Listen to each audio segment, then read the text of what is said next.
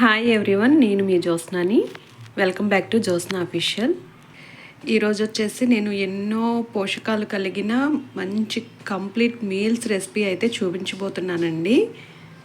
Recipe ఏంటా అనుకుంటున్నారా? కిచిడి అండి. ఈ కిచిడి చేయటం కోసం నేను ఒక గ్లాసు పెసరపప్పుని లైట్గా వేయించాను. చూడండి, మీకు ఇందులో కనపడుతుంది అనుకుంటా, నేను మీకు చూపించలేదు. బియ్యం కడిగేశాను, ఇప్పుడు చూపిస్తున్నాను. లైట్గా ఒక గ్లాసు పెసరపప్పుని వేయించి 2 గ్లాసుల బియ్యంని అయితే తీసుకున్నానండి. మొత్తం 3 గ్లాసులు పప్పు రైస్ కలిపి మొత్తం 3 గ్లాసులు అండి. ఈ పప్పు బియ్యంని కలిపేసి శుభ్రంగా కడిగేసి ఒక అరగంట పాటు నానబెట్టుకున్నానండి. అరగంట పాటు నానబెట్టుకున్న తర్వాత వాటర్ అంతా వంపేసుకున్నాం కదండి. ఇప్పుడు ఇంకా కిచిడి ప్రాసెస్లోకి వెళ్ళిపోదాము. ఇప్పుడు కిచిడి చేయటం కోసం ఒక గిన్నె స్టవ్ ఆన్ చేసి గిన్నె పెట్టుకొని ఆయిల్ వేసుకోవాలండి. మనం తీసుకునే రైస్ని బట్టి ఆయిల్ వేసుకోండి. నేను ఒక గరిటె వరకే ఆయిల్ వేసుకున్నాను. అలాగే ఒక స్పూన్ నెయ్యి కూడా వేసుకుంటున్నాను. ఈ నెయ్యి ఇష్టం లేదు అనుకునే వాళ్ళు స్కిప్ చేసేయండి, నెయ్యి వేసుకోవాల్సిన లేదు. నేనైతే నెయ్యి కూడా వేసుకుంటున్నాను. నెయ్యి వేయటం వల్ల టేస్ట్ కూడా చాలా బాగుంటుంది. ఇలా ఆయిల్ కాగిపోయిన తర్వాత ఆయిల్లోకి ఇలా మసాలాలు వేసుకోవాలండి. 4-5 లవంగాలు, చిన్న దాల్చిన చెక్క ముక్క, అలాగే యాలక్కాయ, 1 టీ స్పూను షాజీరా బిర్యానీ ఆకు కూడా వేసుకోవాలి.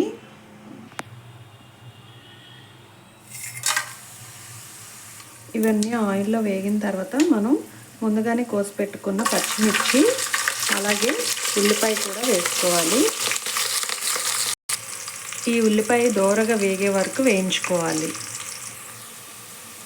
ఉల్లిపాయ ఇలా వేగిన తర్వాత 1 టీ స్పూన్ వరకు అల్లం వెల్లుల్లి పేస్ట్ వేసుకోవాలి.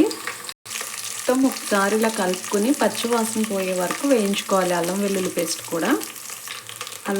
పేస్ట్ కూడా వేగిపోయిన తర్వాత కట్ చేసి పెట్టుకున్న క్యారెట్ ముక్కలు, బంగాళదుంపలను వేసుకుని ఒకసారి మొత్తం కలుపుకొని మూత పెట్టి 1 నిమిషం పాటు ఉడికించుకోవాలి. ఇవి 1 నిమిషం పాటు ఇలా వేగిన తర్వాత బీన్స్ కూడా వేసుకోవాలి. అలాగే నానబెట్టి ఉంచుకున్న పచ్చి బఠానీలు కూడా వేసుకోవాలి.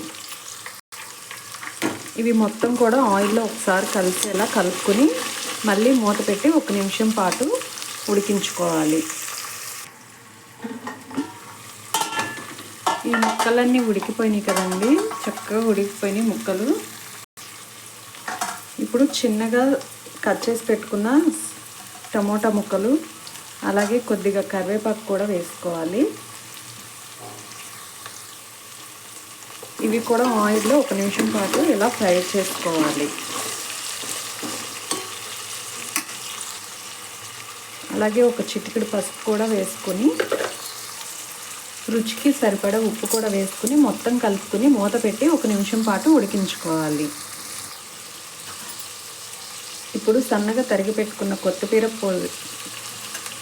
కొత్తిమీర పుదీనాను కూడా వేసుకుని ఒకసారి మొత్తం కలిసేలా కలుపుకొని 1 నిమిషం పాటు ఇది కూడా నూనెలో వేయించుకోవాలి.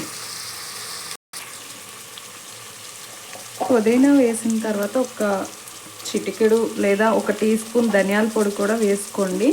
ఈ ధనియాల పొడి వేయటం వల్ల టేస్ట్ చాలా బాగుంటుంది. ఇంకా ఈ ముక్కలన్నీ నూనెలో చక్కగా ఉడికిపోయినాయి కదండి. ఇప్పుడు ముందుగా నానబెట్టుకున్న పెసరపప్పు రైస్ని కూడా దీంట్లో వేసేసుకోవాలి. నీళ్ళు ఏమీ లేకుండా దీనిలో మొత్తం వేసుకోవాలి.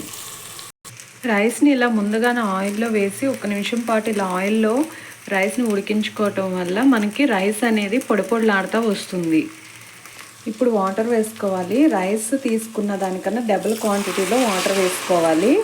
నేను 3 గ్లాసులు తీసుకున్నాను కదండి, 2 గ్లాసుల రైస్, 1 గ్లాసు పప్పు తీసుకున్నాను కదా.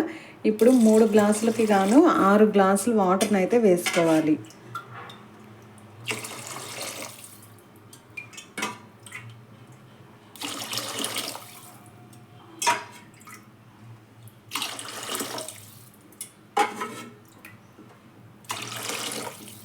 ఇలా 6 గ్లాసులు వాటర్ వేసుకున్నాను కదండి.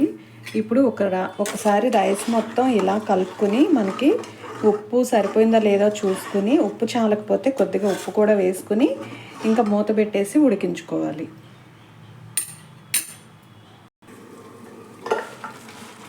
ఇలా రైస్ కొద్దిగా రైస్లో వాటర్ ఉండగానే ఇలా మొత్తం ఒకసారి కలుపుకొని ఇంకా మూత పెట్టేసేసి ఒక 10 నిమిషాలు సిమ్లో పెట్టి ఉడికించుకోవాలి.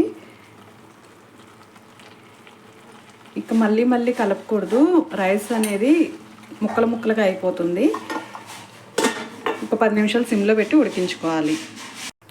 10 నిమిషాల తర్వాత ఇలా మూత తీసి చూడండి, మనకి రైస్ అనేది రెడీ అయిపోయింది. వాటర్ అనేది లేదు, ఇంకిపోయింది.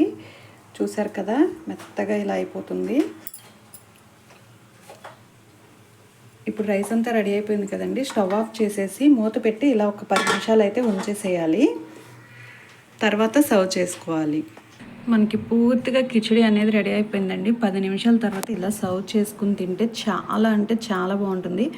ఇలా విడిగా అయినా తినేసేయచ్చు, లేదా పెరుగు రైతా చేసుకోవచ్చు, లేదా గోంగూర కర్రీ చేసుకుని అయినా సరే తినొచ్చు. అసలు దేంతో అయినా కూడా చాలా బాగుంటుంది. ఇది కిచిడి అనేది ఇలా విడిగా తినేసినా కూడా చాలా అంటే చాలా టేస్టీ అండి. టైం లేనప్పుడు ఈజీగా త్వరగా చేసేసుకునే రెసిపీ.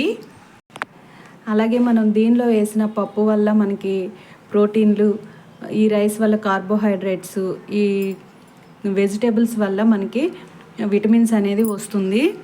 ఇలా అన్నీ కలిపి చేసుకోవటం వల్ల ఎన్నో పోషక విలువలు కలిగిన మీల్స్ అనేది మనకి రెడీ అవుతుంది కదండి. పిల్లలకి అప్పుడప్పుడు ఇలా అన్నిటి కలిపేసేసి చేసి పెట్టొచ్చు.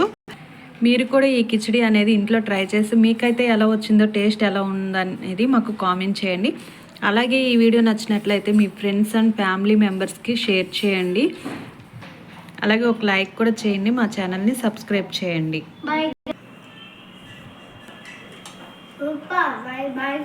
Bye.